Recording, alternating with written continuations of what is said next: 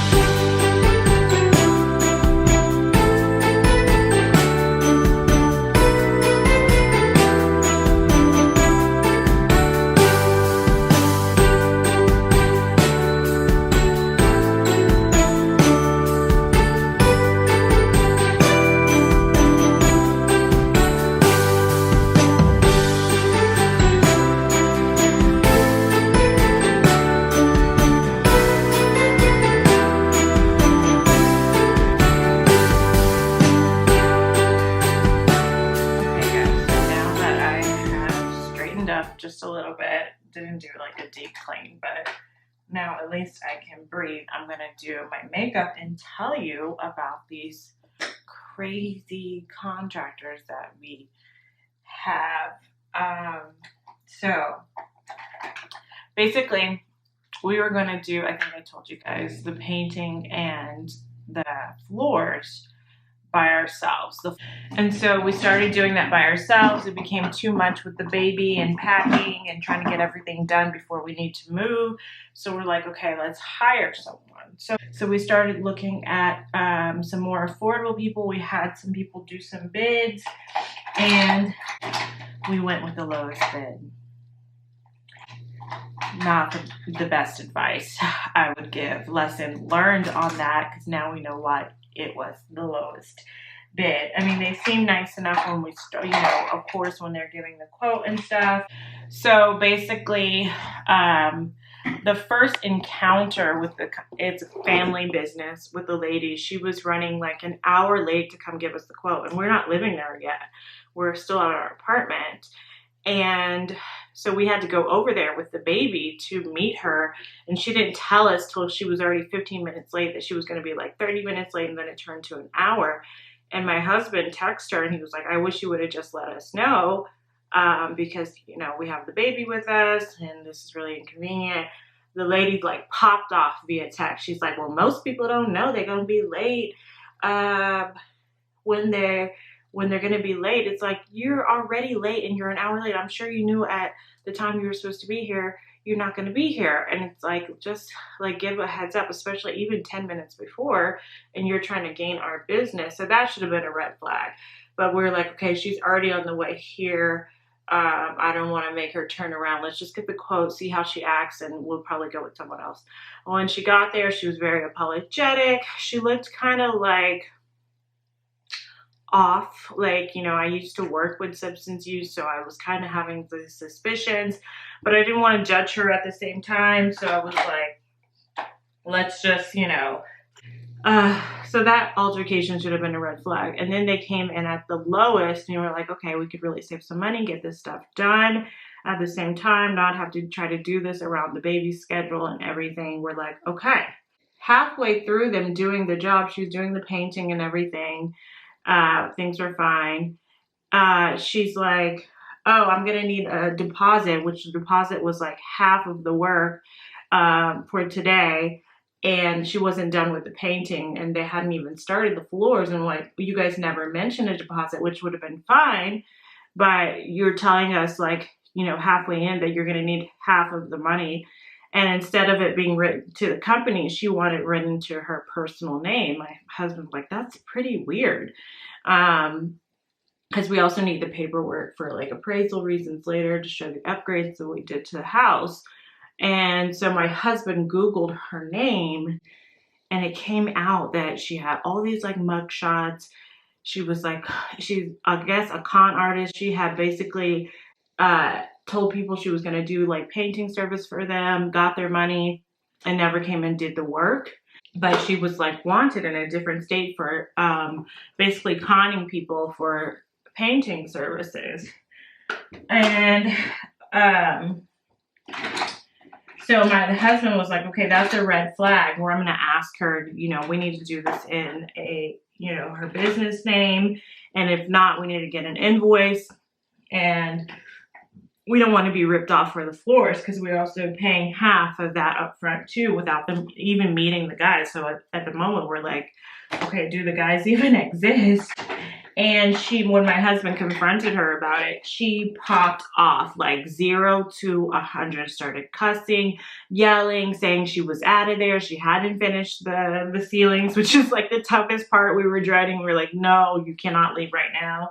And my husband's like, I'm not going to pay you at least till the painting's done. And you're lucky that we're paying anyway, because we haven't even seen the floor guys, and we're paying half. And she was going off, yelling. She went outside. She came back in. It was like, you know, I'm pregnant, so I'm not trying to be around that kind of stress and negative energy. And I was like, oh my God, let's just be as nice as possible, get her to finish and get the job done.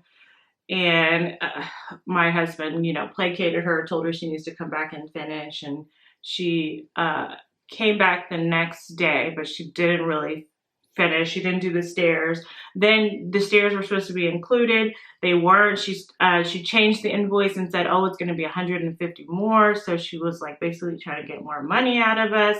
The guys came to do the floors the next day, and they seemed, you know, very dismissive, kind of rugged, not professional at all, like the type of people you don't really want in your house.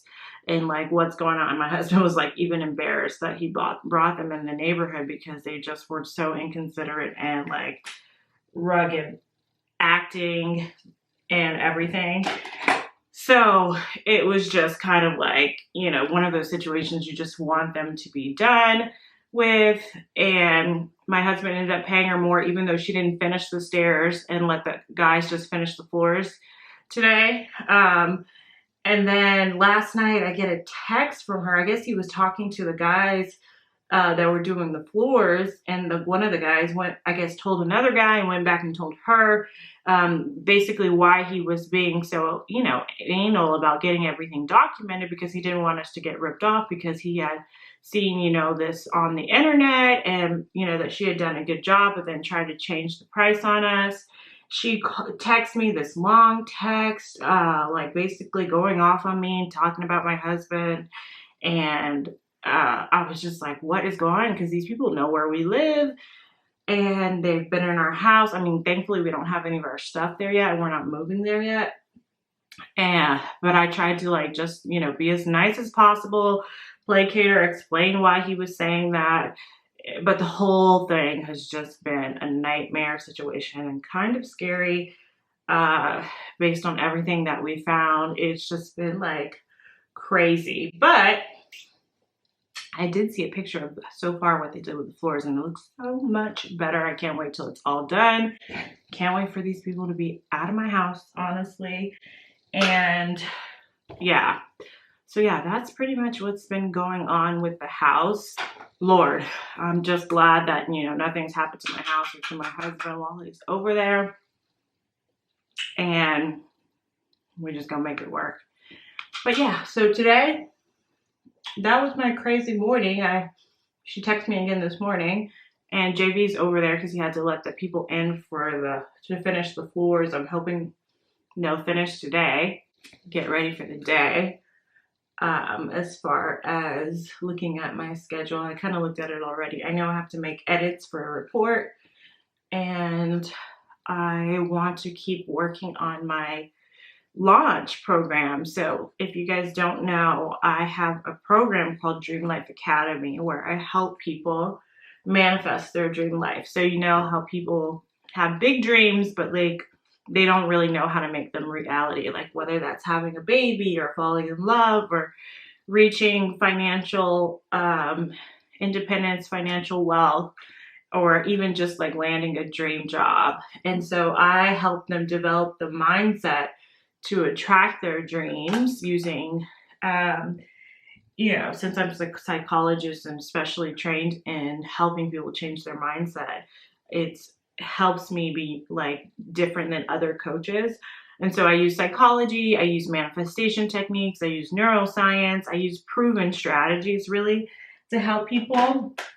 And you know, the last time I ran this program, this will be my third installment. I help people manifest their soulmates, which is so happy. I help people manifest babies. I've helped one of my clients just manifested her dream job. Another one just paid off all her debt. So I'm doing another installment enrollment starting in January. So I have to kind of get the back end of that situation done because it's going to be a little bit different this time. So that's what I'll be working on today, as well as I'm going to try to film Layla's 1 year update, even though she's like 13 months now.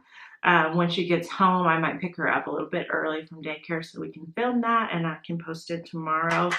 But yeah, that's pretty much what I have planned for my day. Make sure you're following me on Instagram.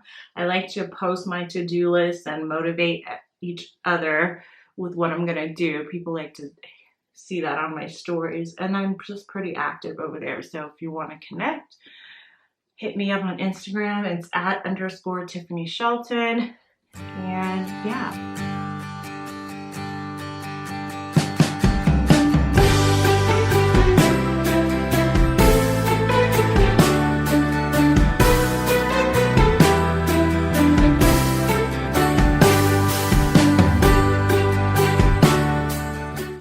Okay, that is my quick mom makeup for the day. Thank you guys so much for joining me this morning for Vlogmas Day 3. I will be posting Layla's 1-year update. Hopefully she will cooperate this afternoon when we try to do it, because she's usually tired after daycare. You can see her in full effect. If not, thanks for watching again, and follow me on Instagram _Tiffany Shelton, and please subscribe to this channel and like this video. And until tomorrow, namaste.